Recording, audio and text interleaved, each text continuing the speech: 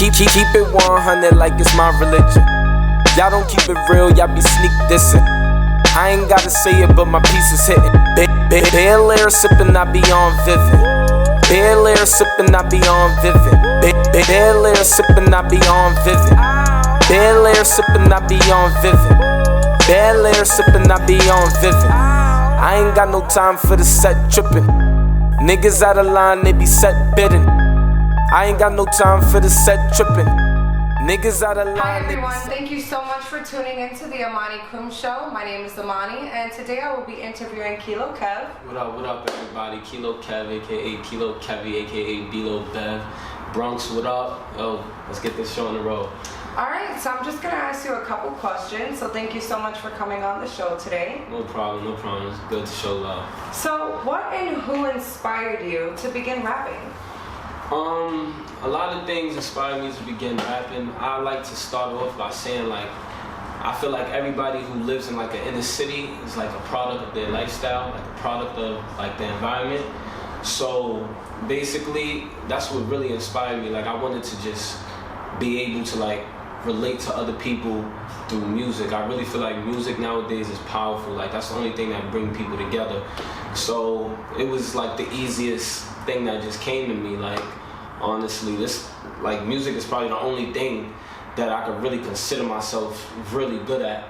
So it really just happened, and I grew up in a household where music was just surrounded by me. Like, honestly, I would wake up 11 in the morning every day. My mom is just blasting music. Then my mom go to work, and then my sisters is blasting music. Sooner or later, I had to like join the wave. So honestly, my family also influenced me like to make music, because it was at a young age where I probably was like playing with my sisters and like just rapping. And they was like, "Oh, Kevy, you actually nice. You kind of got some skills." And I was like, all right. So I kind of took it serious at that point.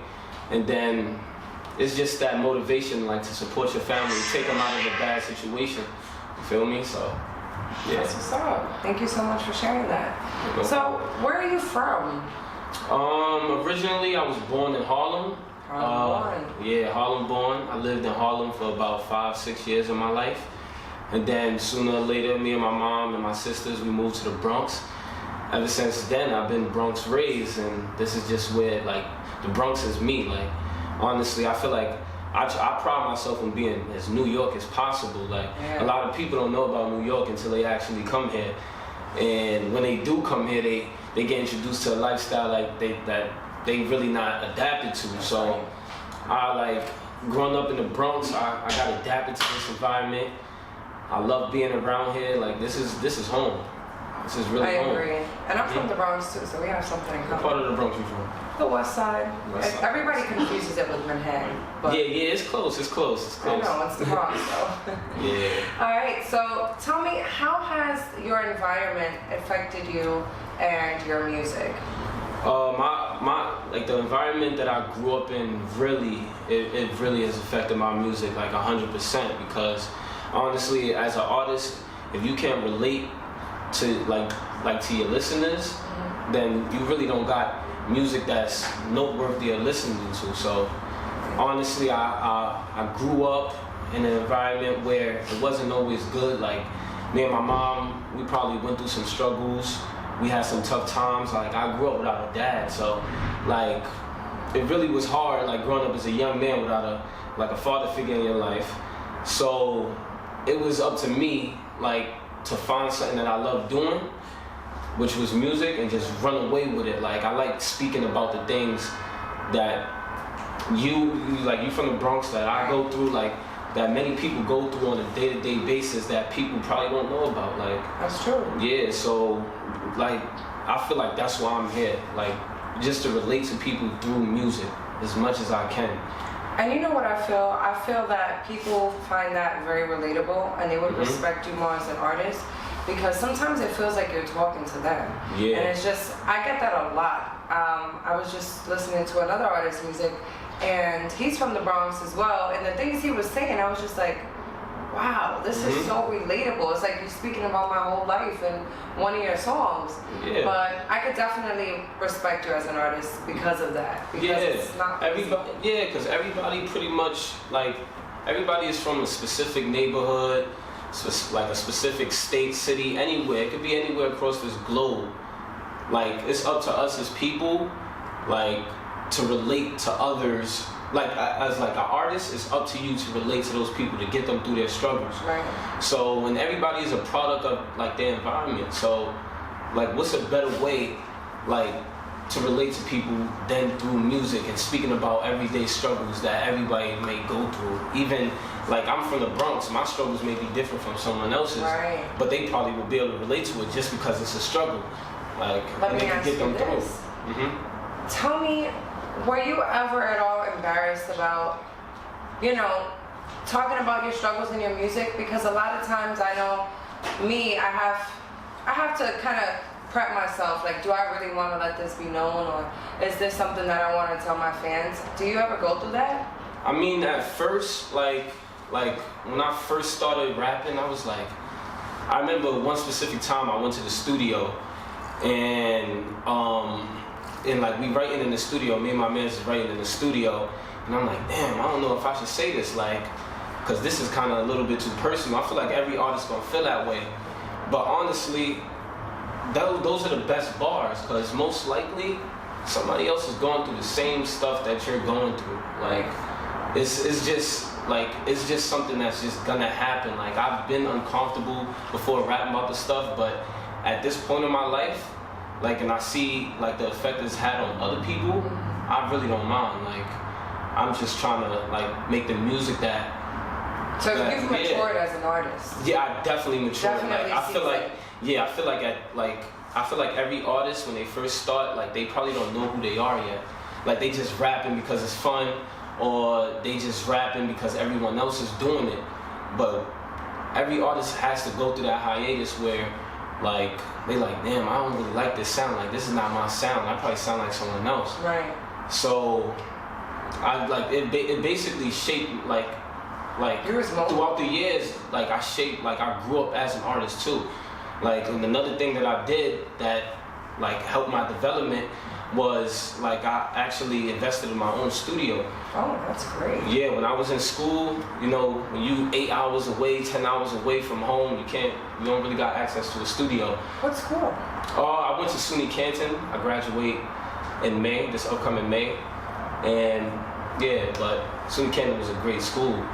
So yeah, I bought my studio, and I guess that really upgraded like my profession, like my work ethic, because now I'm just in this, I'm surrounded in this area where I could just do whatever I want all the time. Like I got an idea, I'm gonna write this down, put this in the stew. Oh, this is a nice beat. Oh yeah, let me mix this up real quick, see if it's nice, like, you know, so. You're able to just kind of relax in your zone. Yeah, it really You takes. can put the music out there. You don't have to pretty much wait. Whatever you feel or want to express, you can go ahead and do that right then and there at any moment. Yeah, because that's a privilege. Yeah, a lot of times, a lot of people will have something like in that moment. They'll write it down, and then they gotta wait for studio time, and then it don't sound the same. You don't get that same feeling, that same rush that you had when you thought about it. That's right. Like that same feeling, that motivation that made you want to like write that bar and talk about it and that rhyme or whatever.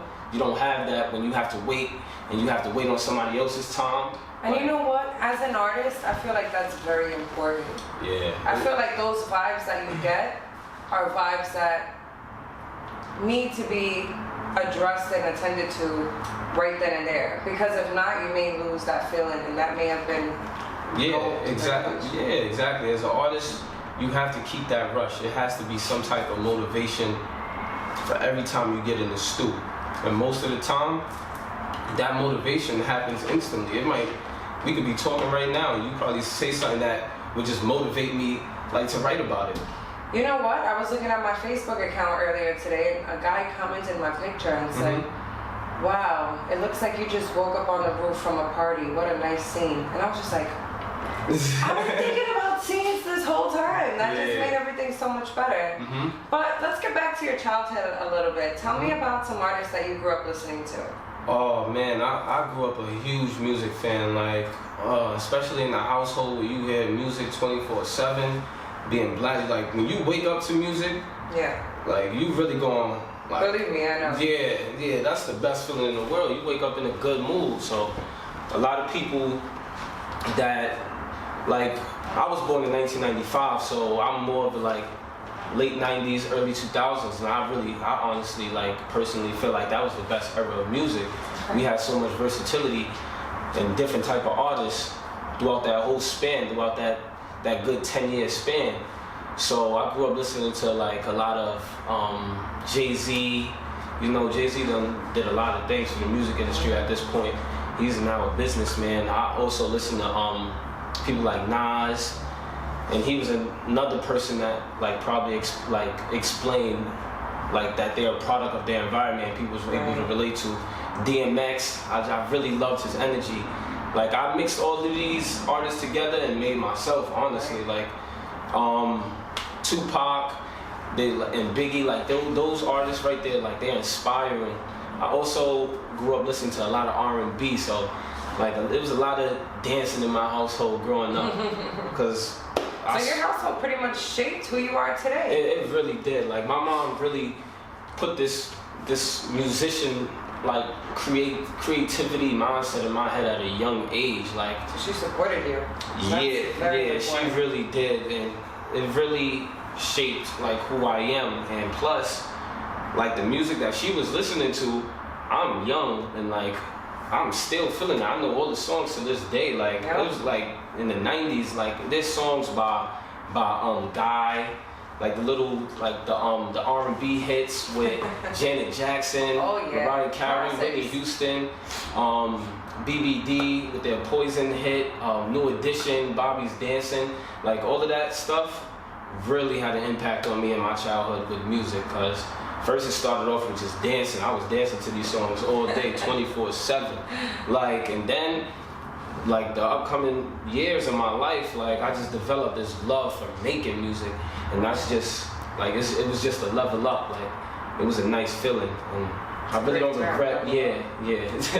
I really don't regret like growing up in the household that I did and listening to the music that I grew up listening to, because it really had an effect on me. Cool. All right. Mm-hmm. So, tell me, what type of messages do you try to send through your music? What do you try to feed your fans? I want to feed my fans like music that they really can like just put on through any second of the day. Like you don't have to have like no mood like to listen to my music. Okay. Like you could be on the train to work, you listen to my music, or you could be at a party and you listen to my music, or you by yourself, you probably just got into an altercation or argument with your girl or your partner, and you can listen to my music. Like I really just want that type of music that anybody like in any corner of this like planet can relate to.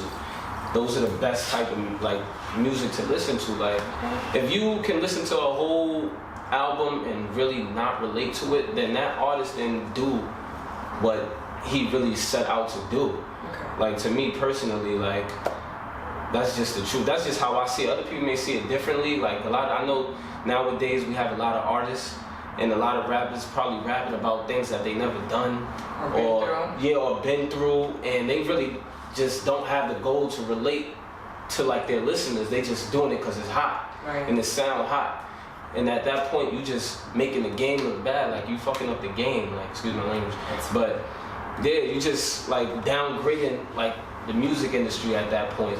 So like I just want to have that sound that everyone can relate to, connect to, and that it'll bring everybody around. There's no better feeling of being in the club and like people hear a song and then everybody, you could be worst enemies with someone and then you'll start dancing with them probably like, oh, this that turn up song. Like, tell me this, do you think that by you being so real is a level up opposed to someone who writes about things that they've never experienced? Definitely, like it's definitely a level up. Honestly, it's not even a level up. That should be a standard. Like you shouldn't be writing about things that you've never done before. Like honestly, if you're not about that life, it's like false advertisement. It's false advertisement. Like honestly, somebody else can relate to things that you probably really been, like you probably like really went through. Like say you probably wasn't a hood nigga growing up. You could probably make music about something else, about being like adjusted to the rich lifestyle. Like Drake doesn't write about anything that he does, like that he hasn't been through, and he still makes good music. Like it's all about it's like it's fake. I call it fake rhymes. Like it's not cool. Like what a better term to use. That's great. Yeah, it's like there's no point in doing it if you have that sense of mindset. Like if you thinking in your head like, oh, I'm gonna just write this just to sound hot. Oh, you really lost. Like you losing the art of music. Like so I don't consider it like a level up. It's just like a standard. Like you should not be writing music if you lying. Right. Yeah. So what about ghostwriters? Ghostwriters? If they write music for someone else. That's cool. That's a hustle right there. Ghostwriting is a hustle. I got a couple of people that actually like came up to me and asked me to write their rhymes for them. Like people that probably is put on right now. I'm not gonna say no names. So that's not a double standard. That's okay. It's. I mean, because most likely that ghostwriter just don't like want to be in the spotlight. Right. They trying to avoid the fame. They probably found another path in their life. Okay. So and they just writing for someone else. But it's a problem when like that specific artist that has the ghostwriter is like doing it consistently, getting that guy's lyrics and speaking about things that person went through that he didn't go through. It's still that same kind of feeling. Yeah, it's that same kind of feeling. Like you don't want to you don't want to have your fans believing you about something that you're not. Right. Like that's just corny.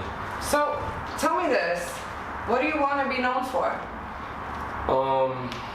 Honestly, I look at other artists like Michael Jackson is probably the greatest musician of all time. People look at him and be like, oh, he's the greatest. Like, and you know why they look at him as the greatest? Because he had this soulful, pop, versatile music that brought people together. Yeah. I guess that's like my biggest goal as an artist, because there's a lot of problems in this world, and I honestly feel like the only thing that brings people together is music.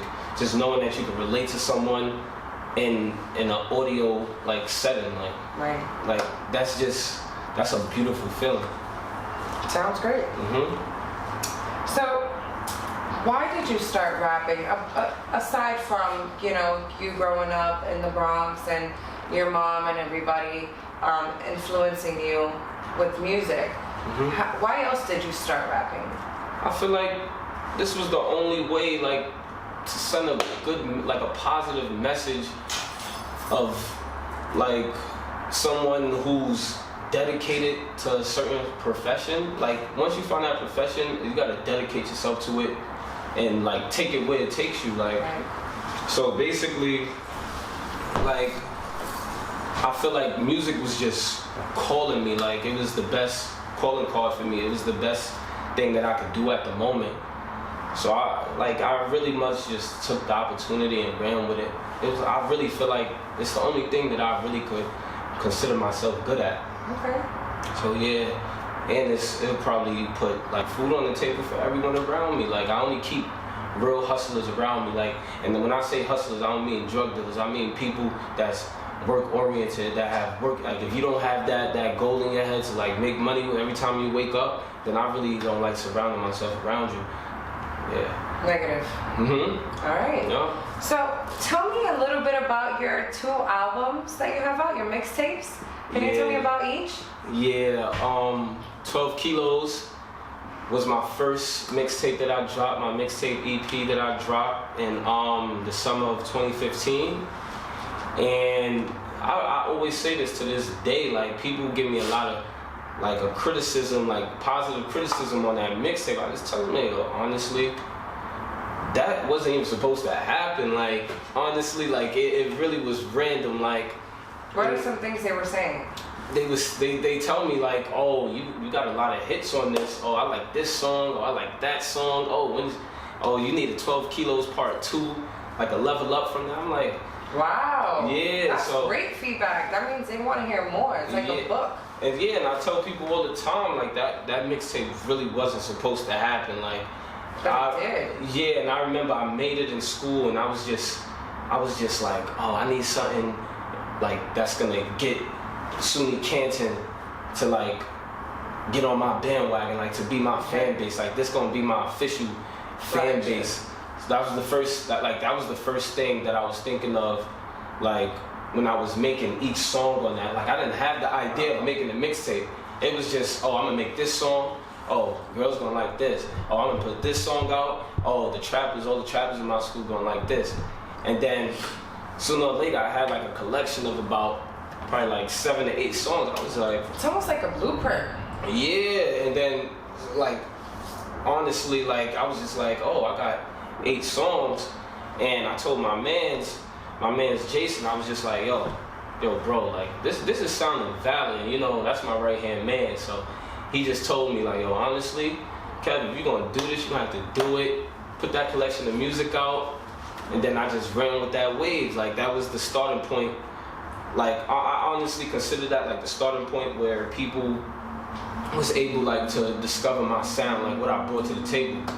And then Locations was basically like, that was more like I wanted to be like a classy, like trap type of mixtape, like that people could also relate to.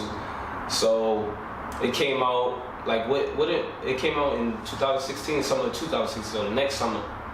And what influenced me to make that was I was just we went on a trip. I went on a trip with my friends, and it was just like damn, like we really hit, like this is different locations, like.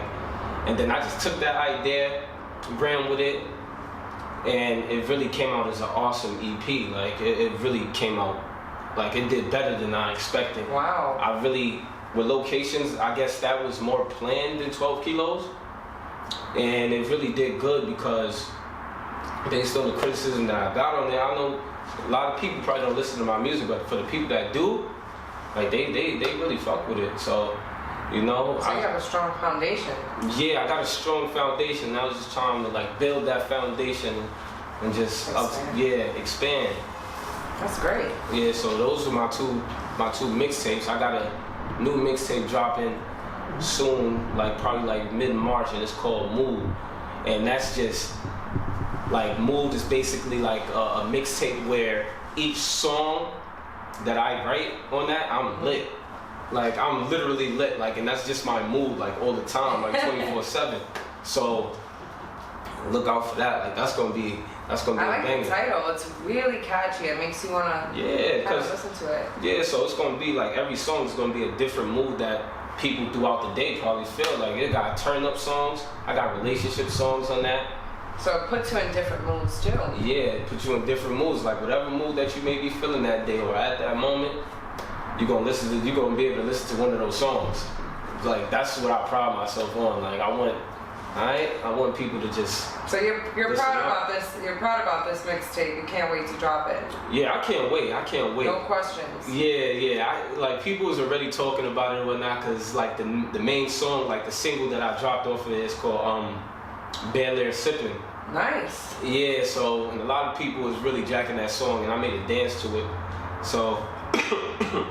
Excuse me, a lot of people was really like feeling it. So Mood is gonna definitely be the level up. Like I try to level up every day. If you don't got that mindset in your head, that's a problem. It sounds like you surround yourself with really, really positive people, and that's healthy. It shows on you. Yeah. It definitely shows in your music, and I think that's something to feel like is really significant. Yeah, like it really. Like if you don't surround yourself around people with the same hustle as you, you will continue to be like to go down as a person. Like you're gonna like stop losing, like you're gonna start losing your focus, like your main focus as a person, as a human being on this planet. As a person and a human being on this planet, you should be chasing your dreams. Right. You hang around those negative vibes, they just putting you down. Like they not like. Honestly, people all over the globe, like they should have this energy and this mindset to bring people up. That's like a large reason why we go through the stuff that we go through today, like why we got so much problems in today's world. A lot of people want to put people down for doing what they love to do. You can't have that type of energy. So I learned at a young age. I think when like I was in school, I had a couple of people that like probably personally didn't like me. I didn't know they didn't like me, but they would continuously tell me bad stuff about my music. I'm like, bro, why you making me like I'm like, I feel like I gotta question you. Like, I don't even know if you should be in my entourage now. Like, so like an experience like that. Yeah. So an experience like that really like shifted music for me. Like, and that really put me at a point where I was just like, yo, if you not trying to support me or bring me up, and you just one of those negative type person, like people with an attitude all day and don't know how to give constructive criticism, and I don't need you around me. A lot of people don't really know what constructive criticism is. Like, you could critique someone's art or like whatever they do, like you could critique it in a way that you telling them they need to work on this, but it's actually building their confidence up at the same time. So yeah, I just try to keep positive vibes like around me, hang around positive people. Negative people, keep that away from me. I don't need that in my life. Okay. Yeah. Well, I know we're a little behind with the CD thing. Nobody uses CDs anymore. Yeah. But I'm pretty sure you bought one before. Yeah. Oh yeah. Can you tell me the first CD that you ever bought? Oh, I will never forget. Actually, I was about 5-6 years old. So my mom bought it for me, and my mom bought me 2 CDs. She bought me Missy Elliott, her CD, yeah, and that's when Missy Elliott was really on the rise. Like, she really had the game on lock. She had the dancing videos. She had so much energy. Yeah, her choreography was there. Like, she put an imprint on music that would never be found again. She had us dancing and singing along. Like, she had the everybody here, get it out of control. Get your backs on the wall. Like, she had that. Sierra. Yeah, with Sierra. And then she had the dun dun dun dun dun dun dun. She had all those hits. Yeah, she had the hits. So that was one CD that I first was jamming to at a young age, and then I had I remember my mom bought me Joe Budden. Joe Budden, and that's when Joe Budden had first came on the scene. He had the Pump It Up track. Yeah, with You Got Served. Yeah, You Got Served really all that pushed that. Yeah, the energy was definitely there. And I swear to God, I was listening to that song every day. Missy Elliott. Were you break dancing in your living room? What? I was in my own room break dancing. I didn't want nobody to see me. I was going crazy to all that music I was surrounded by. Like, and I had a little like I said before, my mom had like big like stereos. Like, I really grew up in like a music environment at home. She bought me a little radio, so I guess it started at a young age. I would put that up to 40. Still couldn't hear it. I would still be dancing to it. I still couldn't hear it because she was out there blasting music, but it did something. Like, those albums. I think we all go through the same thing in the Bronx. Yeah, we all go through it. Everybody went through that when they were younger. Yup. I put my son through that night. He go in the bathroom, I can't hear. The other day he was in the closet listening to YouTube. That's good. That's good. You need to get surrounded by that music, man. That music is good for the soul. Alright, so I know that you're about to graduate college. So tell me how college has affected you in your music. I know you said that was your fan base, but tell me how it really affected you. I just want to give a shout out to my old school, SUNY Canton, because I graduated in May. I'm pretty much looking forward to that, but SUNY Canton had a huge effect on me because, like I said before, it was like my first fan base, and like, I swear to God, when I didn't have, like, it would be times when I didn't have no motivation. It would be people that was around me like, oh, Cameron, you gonna drop another song? And then when you hear that as an artist, you like, damn, like, I really got some heat for people. Like, I gotta keep doing this. Like, now you gotta stand it, like, to protect. Like, you gotta keep making these tracks for these people.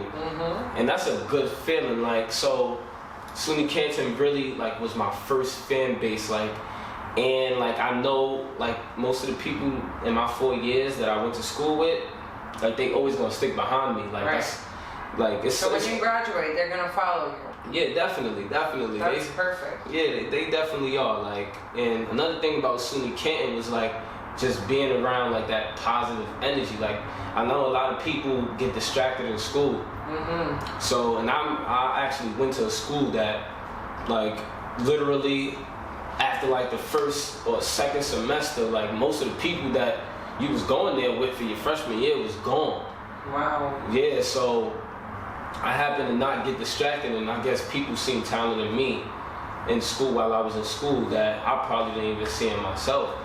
So like SUNY Canton has had like a large, like huge impact on me, like on all types of music, because there's all different types of people. You got white people in there, you got Spanish people in there, you got black people in there, you got people from the island. Wow. So yeah, like it's a lot of different people. So like I said before, I like to make music that relates to everyone. So that pushed me like to make this music for that specific group, or make like a pop single for the white people.